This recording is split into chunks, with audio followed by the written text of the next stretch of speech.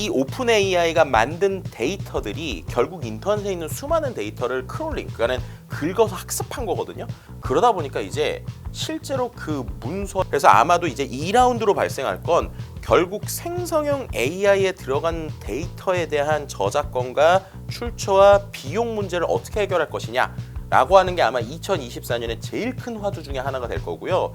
심지어 이미 그 샘 알트먼은 작년에 했던 발언 중에 좀 찾아보면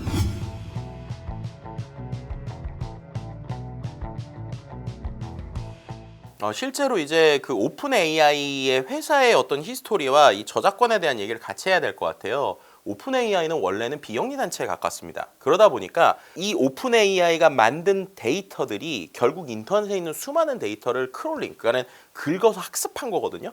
근데 그렇게 할 때 처음엔 비영리 회사였으니까 그래, 그런 것들은 어느 정도 허용해주는 좀 분위기가 초반에 있었어요. 근데 지금은 거의 뭐 완전한 영리 회사에 가깝죠. 뭐 여러 가지 형태가 있긴 하지만 어쨌든 뭐 마이크로소프트에 투자도 받고 막 이런 형태로 변화했잖아요.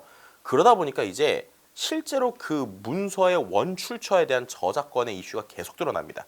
미국에선 이미 소송이 많아요. 예를 들면은 어떤 특정 작가의 문체를 너무나도 GPT가 똑같이 만드니까 얘네는 우리 소설을 정말 임의로 크롤링해서 가져간 거다. 그러니까 너네는 우리한테 저작권료를 내야 돼 라고 하는 소송이 시작됐고요. 또 이제 언론사들 역시도 이건 우리 유료 기사인데 이 유료 기사에서 나오는 걸 GPT가 막 얘기를 하네. 이거 우리 거 없이 무단으로 수집한 거니까 우리한테도 사용료네 라고 하는 이슈들이 발생하고 있습니다.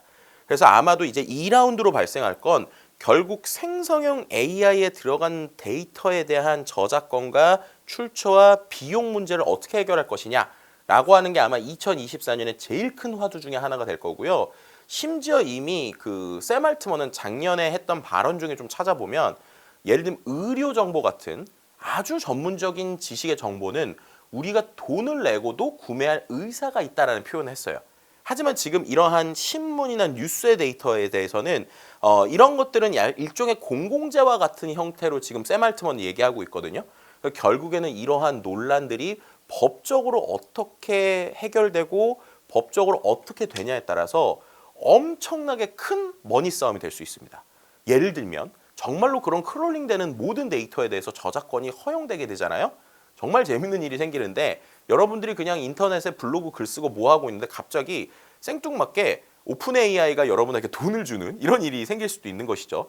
물론 이렇게 되면은 오픈 AI는 엄청나게 거의 천문학적인 돈을 계속 내야 되니까 결국에는 본인들이 내려고 하는 걸 계속 막을 겁니다. 즉 2라운드로 이제 생성형 AI에 들어간 데이터에 대한 저작권 싸움이 시작되고 있고요.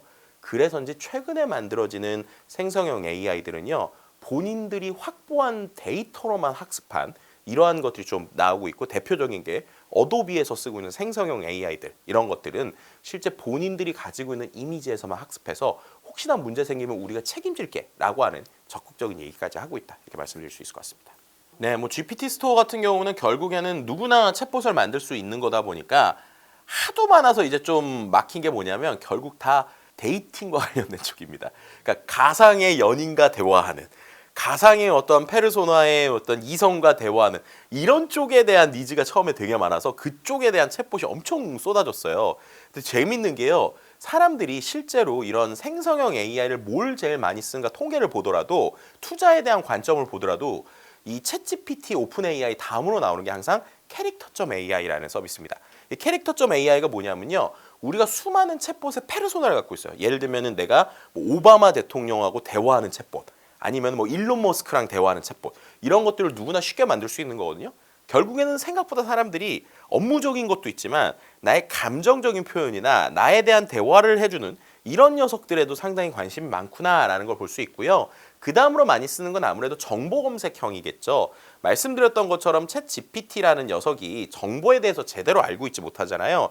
하지만 이 GPT 스토어에서는 어떤 기능이 있냐면 내가 가지고 있는 정보를 PDF 파일로 올려서 그 내용을 갖고 대화할 수 있는 구조들이 나오게 됩니다. 그러다 보니까 예를 들면 논문 정보 검색이라든지 특허 정보 검색이라든지 아니면 내가 가지고 있는 책에 대한 이야기를 하는 거라든지 이런 형태들로 활용할 수 있다라는 거고요.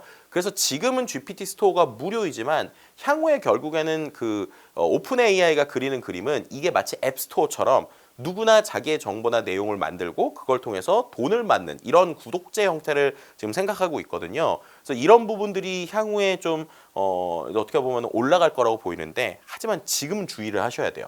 왜냐하면 이 챗GPT의 GPT 스토어에 예를 들면 제가 어떤 자료도 올려놓고 혹은 내가 이거를 일반적인 대화하는 챗봇과 다르게 아주 특정한 캐릭터를 잡기 위해서는 거기에 나만의 프롬프트, 그러니까 내가 설정해주는 설정값이 되게 중요하거든요. 근데 지금 GPT 스토어에서는 그 설정값을 이 챗봇한테 계속 얘기하라고 우회적으로 말을 하면 설정값을 빼낼 수가 있습니다.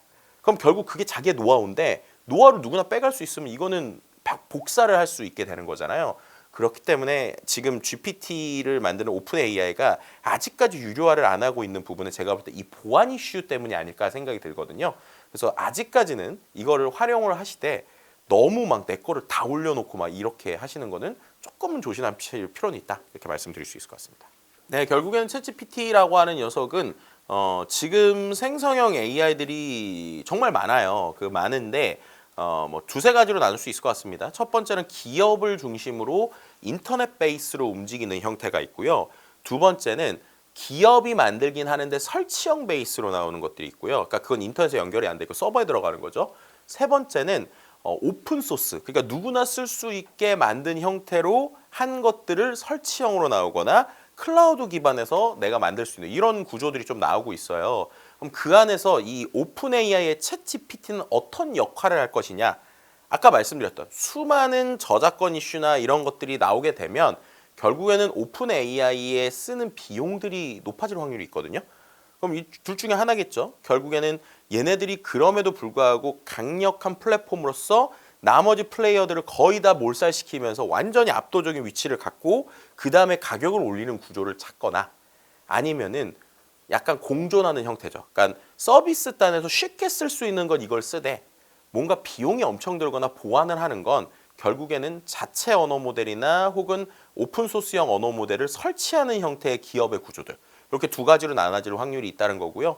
그럼에도 불구하고 이 챗 GPT가 갖고 있는 아주 강력한 힘은 다른 데들이 쉽게 따라오지 못한다는 건 확실합니다. 왜냐하면 말씀드린 것처럼 이 챗 GPT는 수많은 데이터를 이미 저작권과 상관없이 보유하고 있기 때문에 다른 데들이 이걸 만들려면 그때부터는 이거 데이터를 모을 때 다 문제가 생기거든요. 근데 지금 얘네들은 지금 다 이미 데이터를 쌓아놨기 때문에 그런 데서 쫓아가기 어렵다는 거. 두 번째는 이게 계속적으로 튜닝을 해줘야 되는데, 튜닝을 할 때 결국에는 사용자들이 계속 지금 쓰면서 사용자들의 경험치를 기반으로 해서 계속 튜닝을 하고 있는 부분, 이런 부분들에 있는 압도적인 힘이 있는 상황이죠. 그리고 기술 수준이 계속 두 단계 이상 빠른 수준, 이런 것들을 어떻게 잡을 것이냐에 대한 고민이 있는 상황이고요. 결론을 말씀드리면 돈적인 문제가 아니라면 이 오픈 AI의 독점 체제는 유지될 확률이 높다. 하지만 결국에는 아까 말씀 여러 가지 뭐 저작권이나 소송이나 이런 것들 때문에 비용 구조가 너무나도 크게 되면 그거는 문제가 생길 확률이 있다, 이렇게 말씀드릴 수 있을 것 같습니다. 그러니까 샘 알트먼이 최근에 이런 얘기 하는 거죠. 그러니까 이거는 모두 다 동일입니다. 이 지금 보면은 GPU 그리고 이 언어 모델이 잘 돌아가게 하는 쪽에 대한 이 어떤 기반 기기를 거의 엔비디아가 독점하고 있거든요. 그 엔비디아의 GPU를 받기 위해서 거의 그냥 전 세계가 다 줄 서 있는 상황이에요. 근데 그런 상황에서 최근에 메타에서도 실은 우리가 이번에 엔비디아 GPU를 엄청 샀어라는 얘기를 했거든요.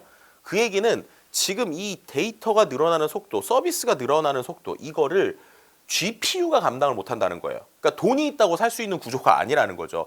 그렇다면 샘 알트먼 입장에서는 당연히 대체제를 찾아야 되잖아요. 근데 그런 관점에서 우리나라의 회사들이 최근에 조금씩이지만 의미 있는 성과들을 거둬내고 있습니다. 제일 대표적인 게 삼성전자하고 네이버가 실제 네이버 안에서 쓰이는 클로바 X 같은 언어 모델을 만들 때 자체 칩을 활용하는 것들에 대한 연구를 계속하고 있었거든요. 그래서 이미 삼성전자에 있는 메모리, 그러니까 마치 엔비디아의 GPU처럼 삼성전자에서 만든 어떤 칩을 이 네이버의 클로바 서비스에 적용하는 실험들을 하고 있고, 아주 엄청난 성과나 엄청난 스펙이나 엄청난 수준은 아니지만 그래도 아주 기본적인 언어 모델을 돌리는 데에서는 가능하다는 얘기들이 나오고 있습니다. 그럼 그렇다면 이제 그 입장에서 당연히 오픈 AI에서는 엔비디아가 아닌 대체제들도 구해야 되다 보니까 그런 관점에서 계속 길을 넓히고 있다라고 말씀드릴 수 있을 것 같고요.